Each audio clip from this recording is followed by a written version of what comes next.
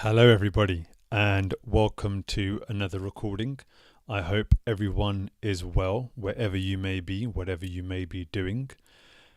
This is a series of recordings I'm creating for 2019, which I hope help you with growth and development this year and into the future. I'll be talking about various topics, and if you haven't already heard them, I've got 2 recordings that I've completed already. Go back and listen to those. I'm talking about finding your passion in life and aligning your energy to it, and also how your emotions should be tied to the paths that you choose to achieve your goals rather than the goals. Interesting topic, so please do go back and listen to those. Today I'll be talking about motivation. I think it's a very important topic. There are a lot of people who have great ideas and want to do amazing things, but they feel that they don't have the right motivation. Everything that we do that's amazing, that is great, is born with the seed of desire in our minds. We have an idea and we want to see it come to life. We want to create it. And we know it's just not the idea that's going to get it there. We need action, a lot of action, the right action, and we need dedication and consistency. We need to consistently make sure we are making progress in that achievement. However, I think what people sometimes feel is that even when they are taking action, they lack the motivation. People will say that, I have this great idea, or I'm working on this idea, I'm seeing it come to life. However, I lack the motivation to keep on going, or sometimes even start. And here's the thing, I don't really believe that motivation is what people consider it to be. They assume that either they have it or they don't. But I think we can make changes, physiological changes in our body. We can interrupt what our mind wants to do to then build it as a skill. So being motivated becomes an ability rather than either you've got it or you don't, and we can improve that ability as a skill and become better at it.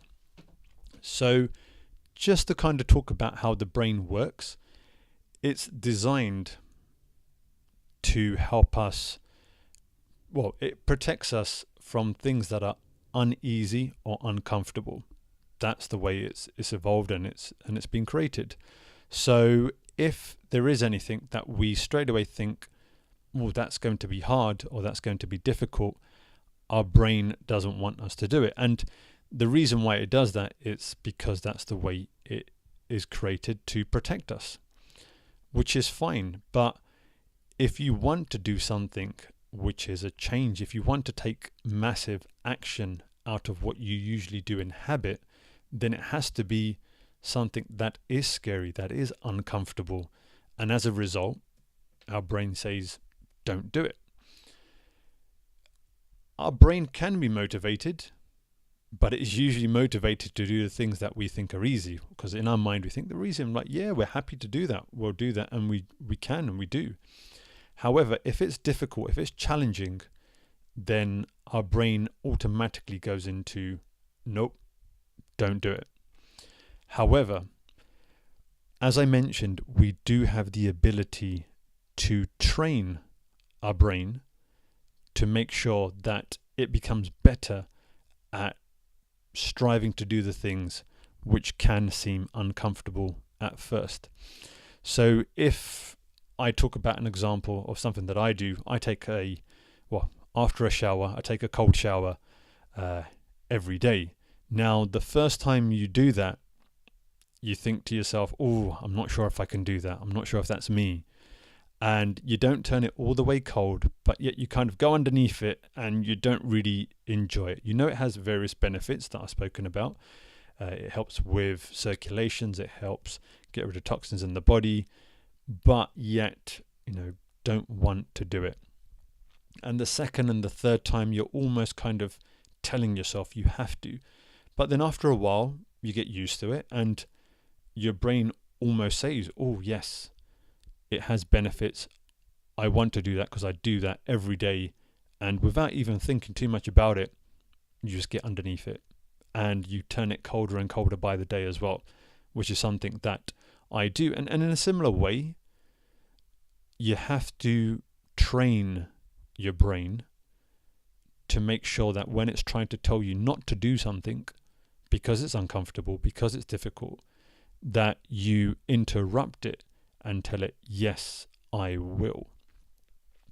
So I think that's very easy for me to say, and you're probably wondering, well, how do I do that then? I think there's two ways to do that. The first one is to interrupt what your brain is thinking immediately. Because once you've got it on the right frame of mind, once you've interrupted it and you're doing something, your brain naturally wants to help you to do what you're focusing on. So just because it doesn't feel like it at the start, once you start doing it, then your brain will try to support you in doing it. So interruption. When you're sat there and you're thinking, no, I don't really feel like doing that, or I don't think I can, I don't have the motivation, what you want to do is, as soon as you have the idea to do something and your mind starts to tell you, no, I can't do it, just interrupt it.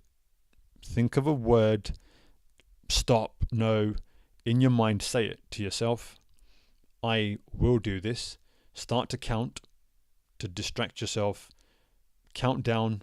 There's a rule that says that if you count down from 5 to 1, not only do you distract your brain immediately, you focus on the count, and then straight away you're telling your brain that you will do something. It doesn't think in the habit of trying to protect itself, trying to protect you and saying, no, you can't do it. So what it does instead is it just kind of goes, oh, okay, I'll stop from what I was saying. And then you almost take over your brain and you force yourself to do it. Now, as I mentioned with the cold shower, the first few times, you really have to tell your brain and shout. But as you do it more and more, you become stronger at being able to do that, at that skill. And not only the same thing, if you get better and better at doing one thing with the interruption, if you want to do something completely different and you don't feel the motivation, but you have the desire to want to do it, you can interrupt your brain and get it to do it. So that's the first way. So next time, if you're sat there, whether it might be because you need to go for a run or the gym, or you need to do some work or anything that you may have, just if your body starts saying and your mind starts saying, and I say your body because you have those emotions, you have those feelings as well. You can almost feel it. Your body feels a bit tired and lazy, and your mind is confirming it as well. It's like, oh no, you're too tired. Don't do that. Just interrupt it. Do the count. Tell it no. Say you will do it. And then as soon as you're thinking that, just get up and just do it. The other way to help as well, definitely do the count, but this almost enhances it, is take some deep breaths, oxygenate your body, your blood, stand up, stretch your arms above your head, take some more deep breaths. And what that does is that makes you more alert, and it changes the chemicals in your body, it changes the physiology. And then all of a sudden you feel more energized, you feel more alive. And then if you really do want to do it, just think and focus on what you'll be doing in terms of achieving, and then you should be really pumped up. And that's what motivation really is. And at first, you'll have to do these type of things. And the chemical changes in your body works every time. No matter how good you are at it, it's still worth pumping yourself up and saying, yes, I'm going to do this, and be very, as we say, motivated.